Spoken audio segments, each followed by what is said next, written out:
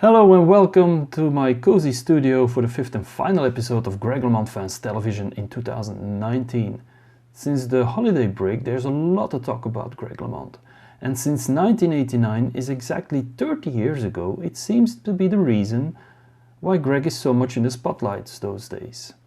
It all started with an announcement in September that Greg was to be awarded the Congressional Gold Medal. This is one of North America's two high civilian honors. On September 19, the House of Representatives passed a bill that would recognize LeMond for his accomplishments and contributions to United States sport. There's still approval needed from the Senate and, if successful there, from the President, but this is expected to be a formality. It's not known yet when the approval will take place, but what's for sure is that there will be bronze duplicates made and they will be for sale. So that's good news for all LeMond fans amongst us. And then Greg went to China and this is what happened.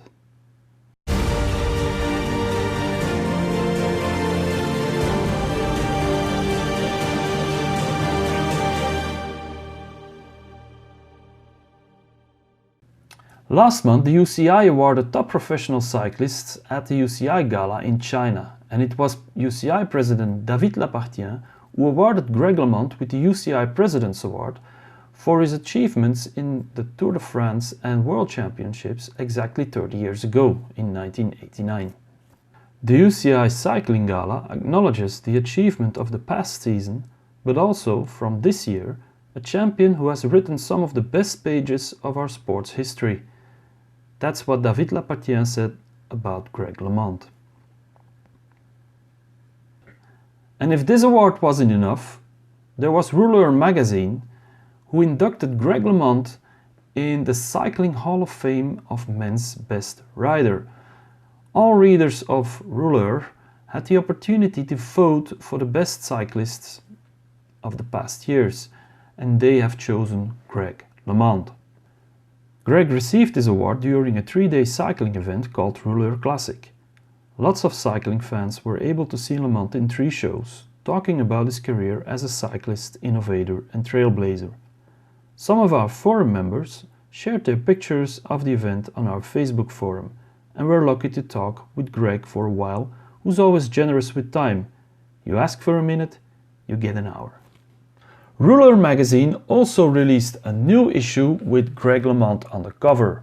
The magazine contains an 18-page interview with lots of beautiful pictures, as you can see here with Greg, all pictures from his career. It's a beautiful magazine and it's still for sale on the website of Rouleur, which is rouleur.cc. Now, the biggest news is for later in the show, but stay tuned. But because this is really huge, it's big news. But before that, we're going back to the days when Greg LeMond was racing. Remember 1983 in last episode when Greg was winning the Dauphiné Libéré? Well, today we're going back to 1986, to a country where the Poggio is deciding who's winning Milan Sanremo. Now let's go live to our reporter on the Poggio and see what he has to say. Hi guys, I'm standing at the exact location where Greg LeMond attacked in Milan Sanremo 86 here on the Poggio di Sanremo. You know, he accelerated, Becchia came into his wheel and then Sean Kelly caught Greg LeMond and the 3 of them raced to the finish in Sanremo. Now let's see how the race ended in Milan Sanremo 1986.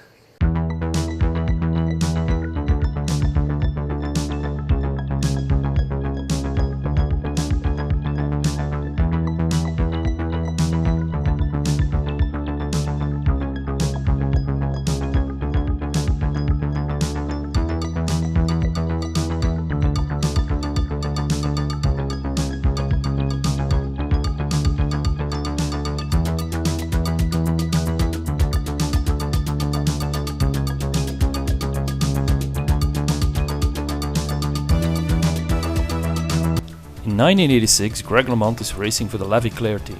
He has just finished Paris-Nice on a 3rd place behind winner Sean Kelly and has shown he's in a good shape. 1 week later, the Italian Riviera is welcoming the peloton for a 293-kilometer race between Milan and Sanremo.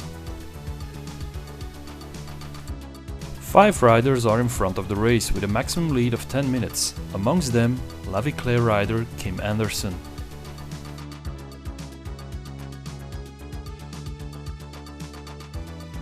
After the Capo Berta, 2 survivors of the breakaway, Anderson and Cavallo, are caught by a chasing group with Steve Bauer, Marc Madiot and Steven Roques as most important names. In the peloton, the Panasonics are chasing, but Le Mans is right behind them in 3rd position.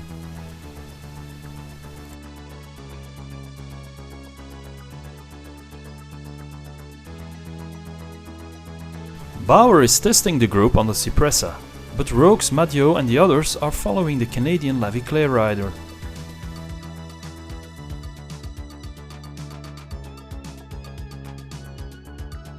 Fignon, Moser and Van der Aarden are setting the pace in the peloton. With only 20 kilometers to go, the gap is reduced to 20 seconds.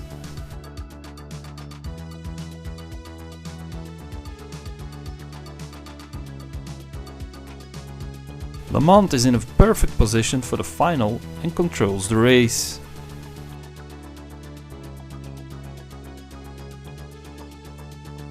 The leaders are caught on the first slopes of the Poggio, the final climb of the race. Greg is coming to the front with Van der Aarden and Kelly in his wheel.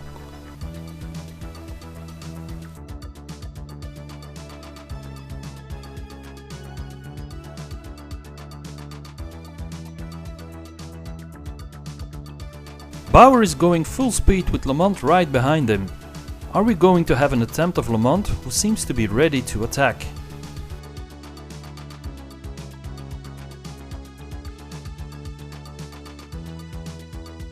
Still 5 kilometers to go and Greg LeMond attacks right after the steepest part of the climb. The Italian rider Becchia is the only one who can stay in Greg's wheel.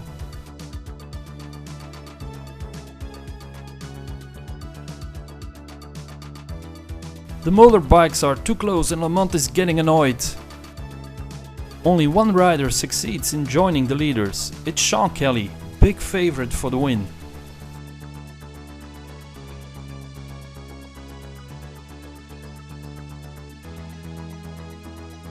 Kelly talks to Greg, takes the lead and sets the pace.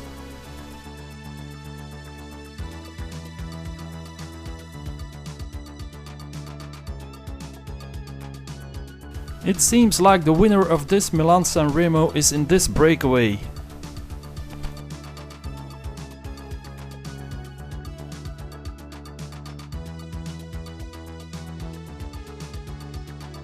LeMond and Kelly are taking risks in the descent to Sanremo.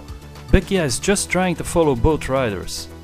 And with only 1 kilometer to go, their lead seems to be big enough to go for victory. A sprint will decide who will win Milan Sanremo. Becchia launches a sprint, but soon Kelly passes the Italian with Greg in his wheel. But Kelly is too strong and wins the sprint before Greg LeMond.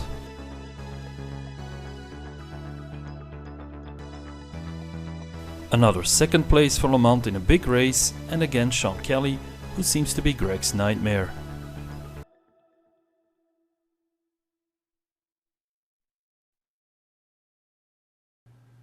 It seems like every time there's just one guy faster than Greg LeMond, and his name is Sean Kelly.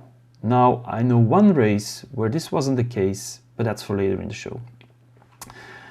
In the previous episode, you saw us racing in Châtel together with Greg LeMond and some forum members, but that race was just one day, and actually we spent the whole week together with our friends and Greg.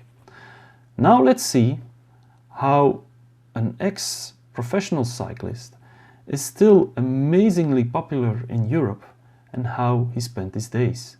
Believe me, he must have been tired.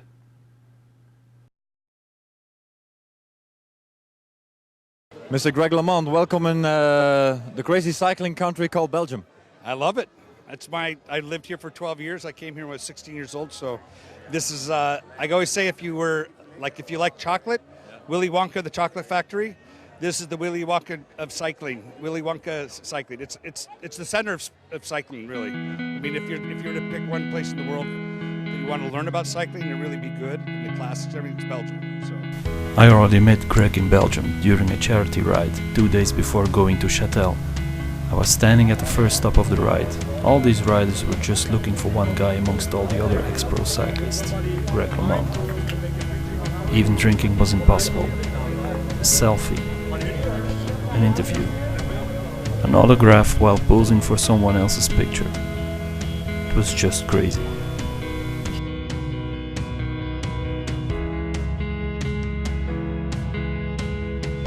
Two days later we went to Châtel. The first evening there was a meet and greet at the main sponsor's establishment. No one was looking at the cars. All they wanted was a minute of Greg LeMond. Another interview, more autographs, and once you get outside, there's an old yellow Citroën DM waiting for you to get inside for some pictures. No paparazzi, just fans like us.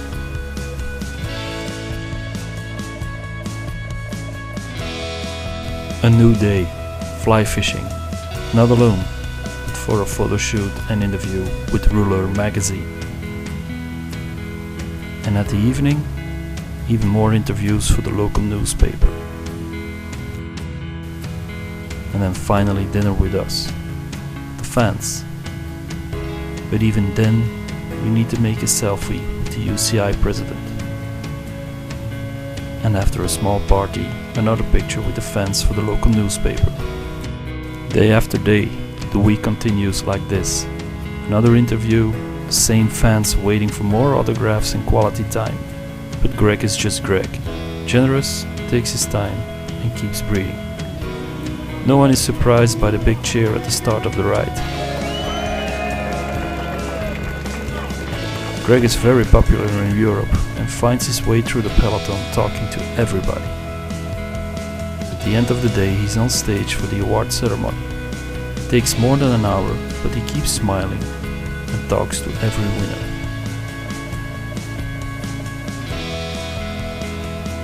After Châtel, there's still a day at the Tour de France in Pau for the 100th anniversary of the yellow jersey. Another podium, even more people asking for selfies, autographs and interviews. Nothing has changed between then and now. It never gets easier, you just get more popular. But for us the fans, you're just our friend.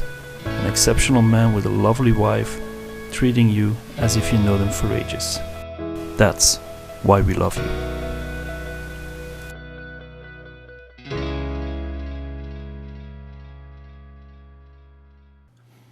From the moment he set foot on European soil until the moment he got back to the United States, he must have been the most solicited guy on earth, still popular as ever.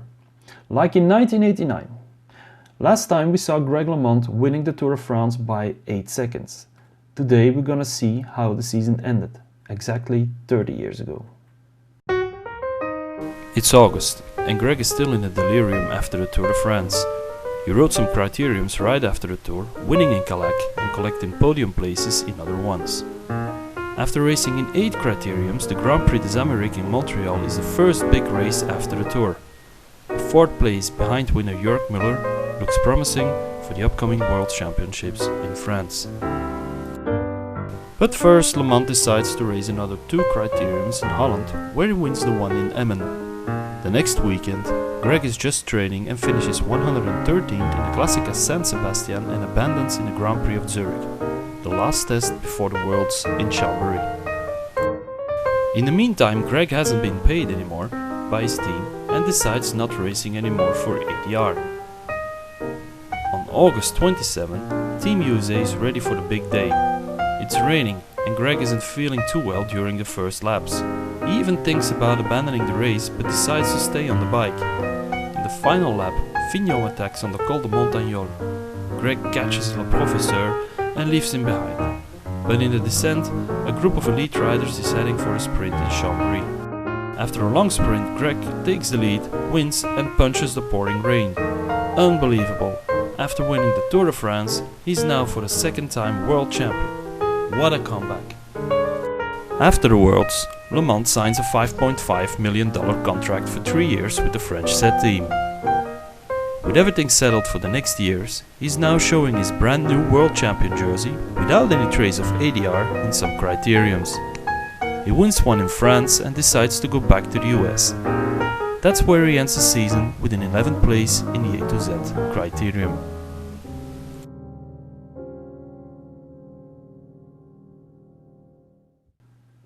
I told you Sean Kelly wasn't always faster than Greg. Okay, time for the big news. Sit down and be prepared. A few days ago I was browsing the internet searching for news about Greg LeMond, and somehow I just opened the official Le Mans website. And then I saw this. A new website, a new logo, and more important, new bikes. Race bikes, mountain bikes, e-bikes. The teasers look very promising, but we still have to wait until 2020 to get these bikes for sale. Just go to lemans.cc and explore this beautiful website full of information about the bikes and pictures. And like some of you said, it's time to hit the hammer on the piggy bank. But that's for next year, and so are the next episodes of Greg LeMond Fans Television. I thank you for watching, and you can, if you missed any of our episodes, you can still watch them on greglemondfan.com or our YouTube channel. That's all for today. Okay guys, see you. Bye.